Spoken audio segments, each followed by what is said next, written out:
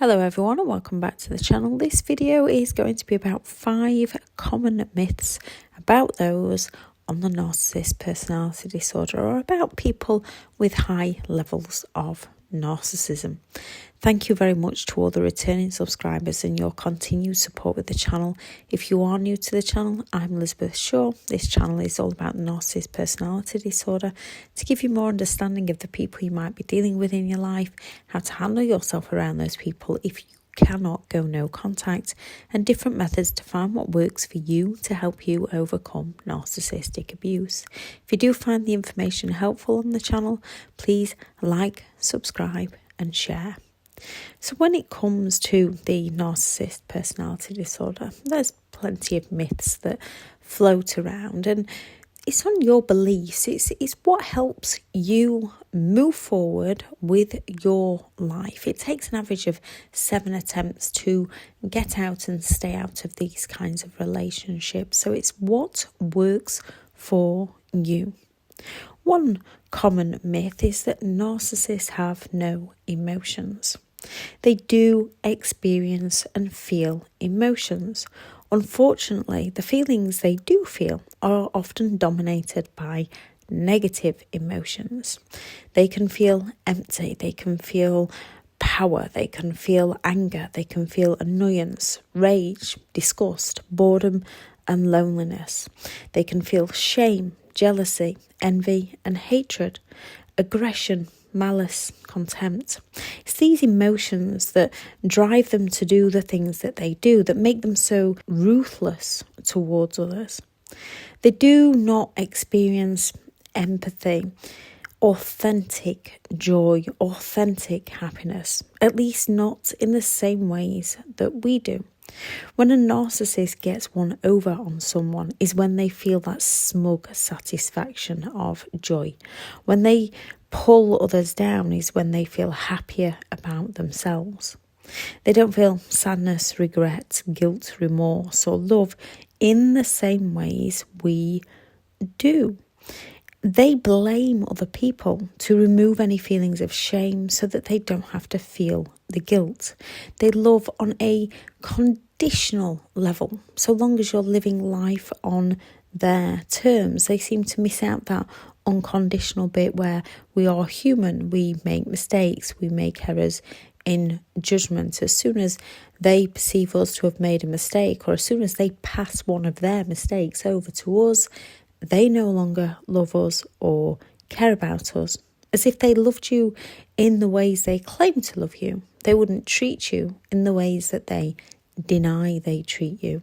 They don't feel sadness or remorse in the same ways that we do. They can feel sorry for themselves. They can regret for themselves. With a narcissist, it's often they don't think, perhaps I shouldn't have done that. They think, how can I get away with that? Narcissists do understand that they can mimic these emotions back to people to exploit people. They can act like the people they are around.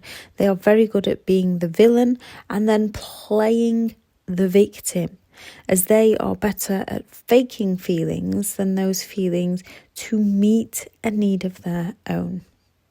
Myth number 2, a narcissist misses you. They do not miss you, not in the same way that you miss somebody that you love about, somebody that you love, somebody that you care about, somebody that you want what is best for.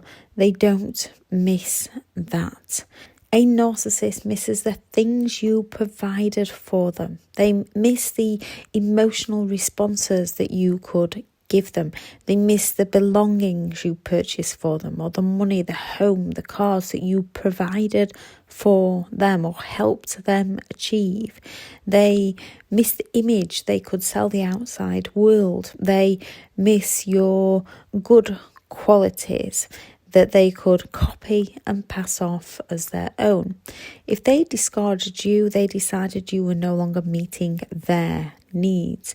Most narcissists already have other sources of supply lined up. They already have a new partner waiting. And when the new isn't meeting their needs, that's when they might miss the things you provided for them. That's when they might come back and try to hoover you, not because they want you back, but because they believe the new supply isn't meeting their needs and now you can. If you leave, they can come for the hoover, as they'll miss what you provide for them. The home, the money, the traits, the emotions. And they don't want to be the one in the wrong as such. They don't want to be the one that gets left. They don't want to be the one that gets abandoned. Therefore, they will hoover to suck you back into their games. And then once they've got you back in, they will quickly up and leave you, often moving on very fast with somebody new. Myth number 3, you reacting and getting angry at them makes them angry. When it comes to a narcissist, more often than not, they've actually usually done something in order to get you to react. So you reacting is doing exactly what they want you to do. They want to make you feel those negative emotions that they feel so that they can put themselves back in control, so that they can feel powerful again.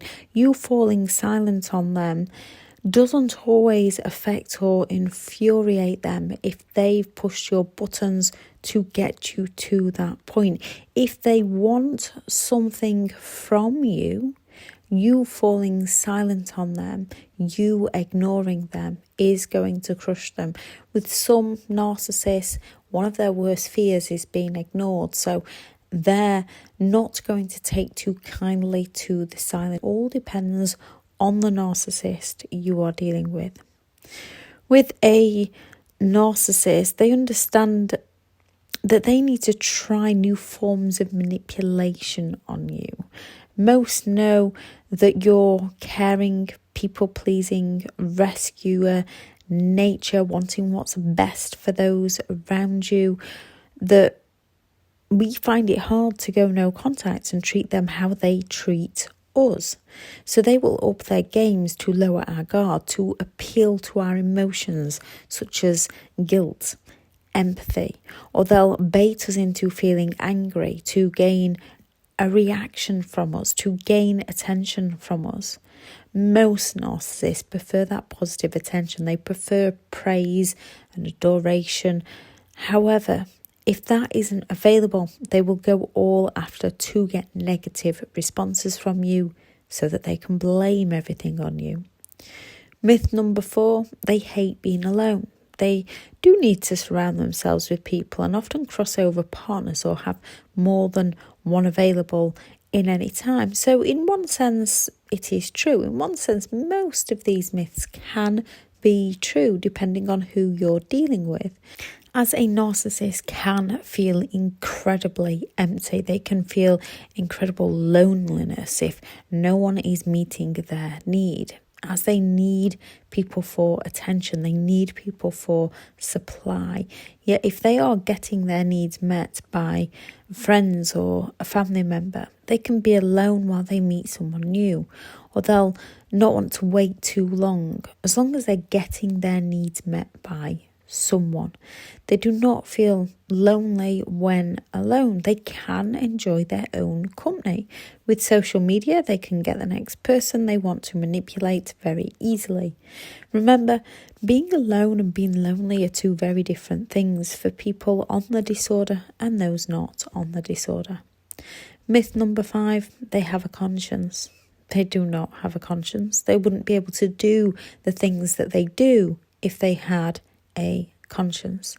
They can only think of how a situation would benefit themselves, and then they blame everybody else for the things they do to people.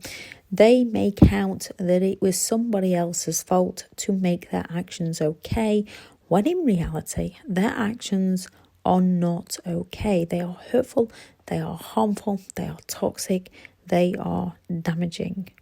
Narcissists can only think of their own needs. They can think of themselves. Whatever they do for you is to get something for themselves. They can act like they can have a conscience if it meets a need of their own, and they believe that the person is expecting the narcissist to have a conscience. So they will act it out to meet a need from the other person who the narcissist is exploiting. They exploit people. They sell themselves to people. So people create an ideal. People create a belief of who that narcissist is, which is often very different to who the narcissist turns out to be. Narcissists will only ever pretend to have a conscience to trick or fool those around them. If they had a conscience, they would not be able to do the things that they do on a pattern of repeat. They do it time and time again. These are not mistakes. People at some point learn from their mistakes. We all make them. It can take people 1 or 2 attempts to learn from mistakes. It can take people more than 1 or 2 attempts. These mistakes, they hurt people who have a conscience, people who have empathy, people who care about others. If they make a mistake that hurts another person, they quickly learn and change their behaviour. Narcissists just learn how to lie differently. Some have low levels of empathy. Still, it's often self-serving. Some have low levels of a conscience. Still, it's often just self-serving. They are happy to walk away from those they hurt when they no longer have a need for them, without a glance back, unless it meets a need of their own. When it comes to a narcissist, there are plenty of myths, there are plenty of facts, there's plenty of studies, there's plenty of different opinions. Learn what your opinion is. Stick to your own beliefs. Learn what works for you and walk away from what doesn't work for you. It's okay to get into a debate with somebody, to work through ideas with people and try and figure things out. However, when people start invalidating who you are, it's time to walk away from those people. I shall add in the video description the video I did a while back on what narcissists actually feel. Thank you very much for listening. I am currently full for one-to-one coaching. I have partnered with BetterHelp and their sponsored link is in the description. Go out there, create the day that you deserve, because you do deserve to have an amazing day. Bye.